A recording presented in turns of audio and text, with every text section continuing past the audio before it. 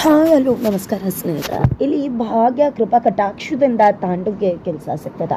ಹಾಗಾದರೆ ಭಾಗ್ಯ ಒಂದು ಕೃಪಾ ಕಟಾಕ್ಷದಿಂದ ತಾಂಡವ್ಗೆ ಕೆಲಸ ಸಿಕ್ತು ಅನ್ನೋ ವಿಷಯ ತಾಂಡವ್ಗೆ ಗೊತ್ತಾದ್ರೆ ತಾಂಡವ್ ಏನು ಮಾಡ್ಬೋದು?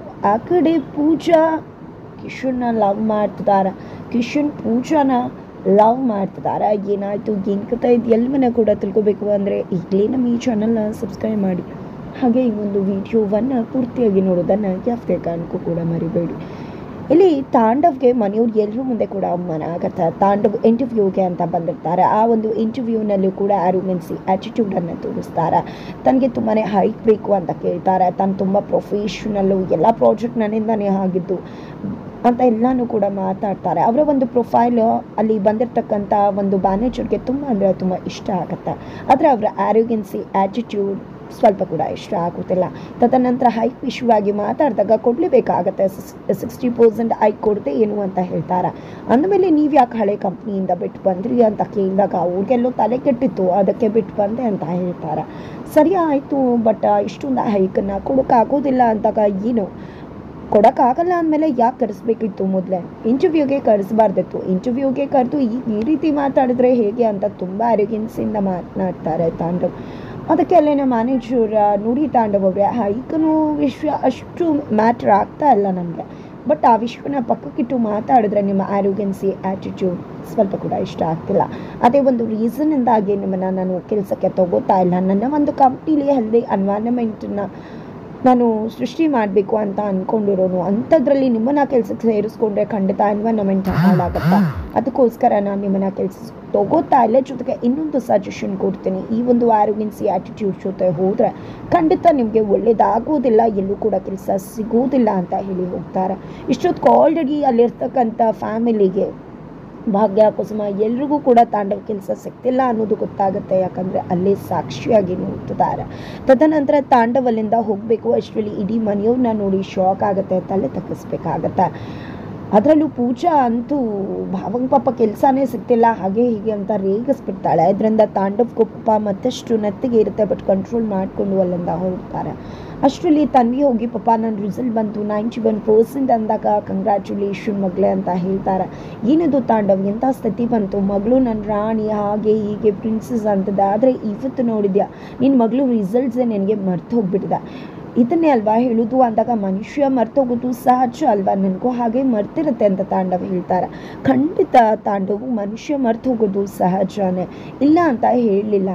ಆದರೆ ನಿನ್ನ ಪರಿಸ್ಥಿತಿ ನೋಡು ಹೇಗಾಗಿದೆ, ಭಾಗ್ಯ ನೋಡು ಹೇಗೆ ಎಲ್ಲ ನೆನಪಿಟ್ಕೊಂಡು ತನ್ವಿನ ಇಲ್ಲಿ ಪಾರ್ಟಿ ಕೊಡಿಸ್ಬೇಕು ಅಂತ ಟ್ರೀಟ್ ಕೊಡಿಸೋದಕ್ಕೆ ಕರ್ಕೊಂಡು ಬಂದಿದ್ದಾಳೆ ಅಂತ ಅಪ್ಪ ಹೇಳ್ತಿದ್ದಾಗೆ ಇನ್ನೂ ಕೂಡ ಬರಲಿಲ್ವಲ್ಲ ಸೊಸೆ ಬಗ್ಗೆ ವೇದವಾಕ್ಯ ಅಂತ ಅಂದ್ಕೊಂಡಿದ್ದೆ ಅಂತ ಹೇಳಿ ಕುಪ ಮಾಡಿಕೊಂಡು ಅಲ್ಲಿಂದ ಹೋಗ್ತಾರೆ. ಇನ್ನೊಂದು ಸ್ಟಾರ್ಟಪ್ ಕಂಪ್ನಿಗೆ ಹೋಗ್ತಾರೆ. ಅವರೂ ಕೂಡ ಅವಮಾನ ಮಾಡ್ತಾರೆ. ತಾಂಡವ್ಗೆ ಎಲ್ಲಿ ಹೋದರೂ ಕೆಲಸ ಸಿಗ್ತಾನೆ ಇಲ್ಲ. ಮಾಮೂಲಿ ರೀತಿ ಸಿಟ್ಟದ್ದಿದ್ದೆ, ಫ್ರಸ್ಟ್ರೇಷನ್ನ ಹೊರಗಡೆ ಹಾಕಿದ್ದೆ, ಹೋಗಿ ಸೋಡಾ ಬಾಟಲನ್ನು ತೊಗೊಂಡಿದ್ದೆ, ಕೇಸ್ಗಟ್ಟಲೆ ತೊಗೊಂಡು ಬಂದು ಕಾಂಪೌಂಡ್ ಮೇಲೆ ಎಷ್ಟು ತಮ್ಮ ಫ್ರಸ್ಟ್ರೇಷನನ್ನು ತೀರಿಸ್ಕೊತಿದ್ದಾರೆ ತಾಂಡವ್. ಅಷ್ಟರಲ್ಲಿ ಶ್ರೇಷ್ಠ ಬರ್ತಾಳೆ. ಏನಿದು ತಾಂಡವ್, ಯಾಕಿಷ್ಟು ಫ್ರಸ್ಟ್ರೇಟ್ ಆಗಿದೆಯಾ ಅಂದಾಗ ಕುಸ್ತೋಗ್ತಾರೆ ತಾಂಡವ್. ಎಲ್ಲಿ ಹೋದ್ರು ಆರೋಗ್ಯನ್ಸಿ ಆ್ಯಟಿಟ್ಯೂಡ್ ಅಂತಾರೆ, ಎಲ್ಲಿ ಹೋದರೂ ಕೆಲಸ ಸಿಗ್ತಿಲ್ಲ, ನಿಜ ನಂಗೆ ಕೆಲಸ ಸಿಗ್ತಿಲ್ಲ ಅಂತ ಹೇಳಿ ತುಂಬಾ ಆಡ್ತಿದ್ದಾರೆ. ನೀನು ಕೂಡ ನಂಗೆ ಕೆಲಸ ಸಿಗ್ತಿಲ್ಲ ಅಂತ ಹೇಳಿ ಟೀಸ್ ಮಾಡೋದಿಲ್ಲ ಅಲ್ವಾ, ನಿನ್ನ ಕೈಯಿಂದ ಏನೂ ಆಗಲ್ಲ ಅಂತ ಹೇಳಲ್ಲ ಅಲ್ವಾ ಅಂತ ಹೇಳಿ ಶ್ರೇಷ್ಠನ ಕೇಳಿದಾಗ ಇಲ್ಲ ತಾಂಡವ್ ನಡಿ ಇಲ್ಲಿಂದ ಹೋಗೋಣ ಅಂತ ಹೇಳಿ ಮನೆಗೆ ಕರ್ಕೊಂಡು ಬರ್ತಾರೆ. ತದನಂತರ ಇತ್ತ ಕಡೆ ಭಾಗ್ಯಗೂ ಕೂಡ ಸರಿಯಾಗಿ ಕೆಲಸ ಮಾಡೋಕ್ಕಾಗ್ತಿಲ್ಲ. ಬಿಕಾಸ್ ಭಾಗ್ಯ ಮನಸ್ಸಲ್ಲಿ ತಾಂಡವ್ಗೆ ಮಕ್ಕಳು ಮುಂದೆ ಅವಮಾನ ಆಯ್ತಲ್ಲ ಅಂತ ಹೇಳಿ ತುಂಬ ಬೇಜಾರಾಗ್ಬಿಟ್ಟಿದೆ.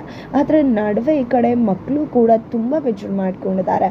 ಇದು ಎಲ್ಲದರ ನಡುವೆ ಪೂಜಾ ಮದುವೆ ವಿಷಯ ಬಂದಿದೆ. ಪೂಜಾಗೋಸ್ಕರ ಪುರೋಹಿತರ ಬಳಿಗೆ ಹೋಗಿ ಒಂದಷ್ಟು ಫೋಟೋಸನ್ನು ತೊಗೊಂಡು ಬಂದಿದ್ದಾರೆ.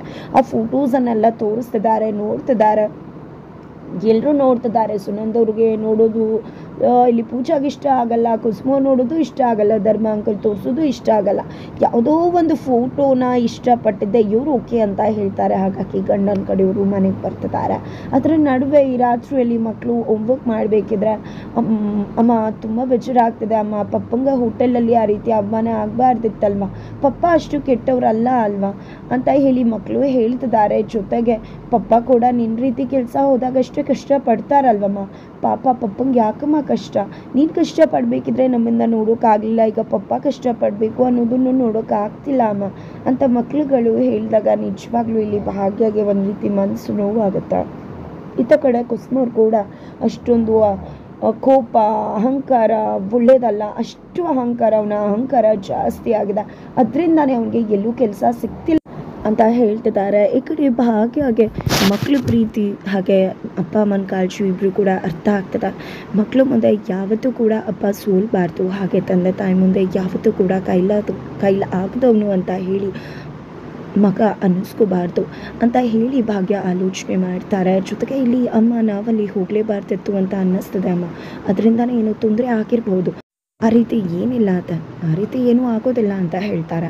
ಆ ಕಡೆ ಜ್ಯೂಸ್ ತೊಗೊಂಡ್ಬಂದು ತಾಂಡವ್ಗೆ ಕೊಡಿ ತಾಂಡವ್ ಅಂತ ಹೇಳ್ತಿದ್ದಾರೆ. ತಾಂಡವ್ ನಿಜವಾಗ್ಲೂ ಇನ್ನೂ ಕೂಡ ಫ್ರಸ್ಟ್ರೇಟಿಂದ ಹೊರ ಬಂದೆಲ್ಲ ಅಷ್ಟರಲ್ಲಿ ಕಾಲ್ ಬರುತ್ತೆ. ಕಾಲ್ ಬರ್ತಿದ್ದಾಗೆ ಬಾಸ್ ಕಾಲ್ ಮಾಡ್ತಿದ್ದಾರೆ ಅಂತ ಹೇಳಿದಾಗ ರಿಸೀವ್ ಮಾಡು ತಾಂಡವ್ ಮೊದಲು ಕಾಲನ್ನು ಅಂತ ಹೇಳ್ತಾರೆ. ಫೈನಲಿ ತಾಂಡವ್ ಕಾಲ್ ರಿಸೀವ್ ಮಾಡ್ತಿದ್ದಾಗೆ ನಾಳೆ ಆಫೀಸಿಗೆ ಬಂದು ಭೇಟಿ ತಾಂಡವ್ ಅಂತ ಹೇಳ್ತಿದ್ದಾರೆ. ಯಾಕಿರ್ಬೋದು ಅನ್ನೋ ಕ್ಯೂರಿಯಾಸಿಟಿ. ಫೈನಲಿ ಬೆಳಗ್ಗೆ ಆಗ್ತಿದ್ದಾಗೆ ಭಾಗ್ಯ, ತಾಂಡವ್ ಮತ್ತು ಶ್ರೇಷ್ಠ ಮೂವರು ಕೂಡ ಮುಖಾಮುಖಿ ಆಗ್ತಾರೆ. ಭಾಗ್ಯ ಹಾಗೆ ಸ್ಮೈಲ್ ಮಾಡಿ ಹೋಗಿಬಿಡ್ತಾರೆ. ಎಷ್ಟು ಅಹಂಕಾರ ನೋಡು, ಹೇಗೆ ನಮ್ಮನ್ನು ನೋಡಿಕೊಂಡು ಆಡ್ಕೊಂಡು ಹೋಗ್ತಿದ್ದಾಳೆ ಅಂತ ಹೇಳಿ ಸುಮ್ಮನೆ ಏನೇನೇನೋ ಅವರೇ ಕಲ್ಪನೆ ಮಾಡ್ಕೋತಾರೆ. ನಂತರ ಚೇಂಬರ್ಗೆ ಹೋಗ್ತಾರೆ.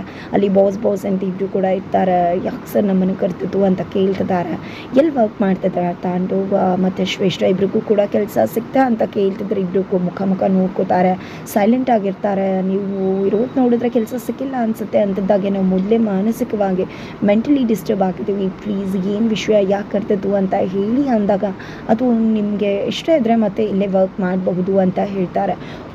ಆ ಪ್ರಾಜೆಕ್ಟ್ನ ಹ್ಯಾಂಡಲ್ ಮಾಡೋಕ್ಕಾಗಲ್ಲ ಅಂತ ನಾನೇ ಬೇಕು ಅಂತ ಕರೆದಿರೋದಲ್ವ ಅಂತ ತಾಂಡವ್ ಹೇಳಿದಾಗ ಇದೇ ಆ್ಯಟಿಟ್ಯೂಡ್ ಅನ್ನ ಬೇಡ ಅಂತ ಹೇಳೋದು ತಾಂಡವ್.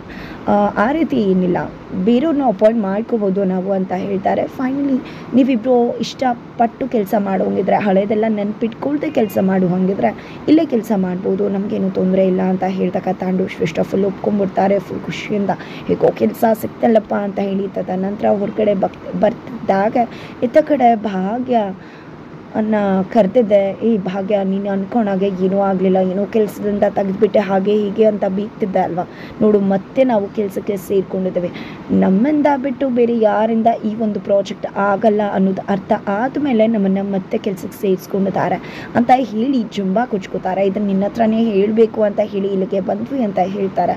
ಭಾಗ್ಯ ಏನೂ ಮಾತಾಡೋದಿಲ್ಲ. ತದನಂತರ ಎಲ್ರಿಗೂ ನಾನು ಮತ್ತೆ ಇಲ್ಲಿಗೆ ಬಾಸ್ ಆಗಿ ಬಂದಿದ್ದೀನಿ ಅಂತ ಎಲ್ಲ ಕೊಲೀಗ್ಸ್ಗೆ ಹೇಳ್ತಿದ್ದಾರೆ. ನಂತರ ಭಾಗ್ಯ ಹೋಗಿ ಥ್ಯಾಂಕ್ಸ್ ಅಂತ ಹೇಳಿ ಬಾಸ್ ಅಂತ ಹೇಳ್ತಾರೆ. ಬಿಕಾಸ್ ಭಾಗ್ಯ ಇನ್ಫ್ಲೂಯೆನ್ಸಿಂದಾನೇ ಇವ್ರಿಗೆ ಕೆಲಸ ಸಿಕ್ಕಿರೋದು, ಅದು ತಾಂಡವ್ಗೂ ಕೂಡ ಗೊತ್ತಾಗ್ಬಿಡತ್ತೆ ಭಾಗ್ಯದಿಂದ ನಮಗೆ ಕೆಲಸ ಸಿಕ್ಕಿರೋದು ಮತ್ತೆ ಅಂತ ಹೇಳಿ ಕೂತಿದ್ದಾರೆ ತಾಂಡವ್. ಖಂಡಿತವಾಗ್ಲೂ ಕೆಲಸ ಸಿಗದೇ ಇದ್ದಿದ್ರೆ ಖಂಡಿತ ಮನೇಲಿ ಕೂತ್ಕೊಂಡು ಶ್ರೇಷ್ಠ ಜೊತೆ ಪಾತ್ರೆ ತೊಳೆದುಕೊಂಡು ಅಡುಗೆ ಮಾಡಿಕೊಂಡು ಇರಬೇಕಾಗಿತ್ತು ತಾಂಡವ್. ಬಟ್ ಆ ದಿನಗಳನ್ನ ಬರೋದಕ್ಕೆ ಭಾಗ್ಯ ಬಿಡಲಿಲ್ಲ ಅಂತಲೇ ಹೇಳ್ಬೋದು.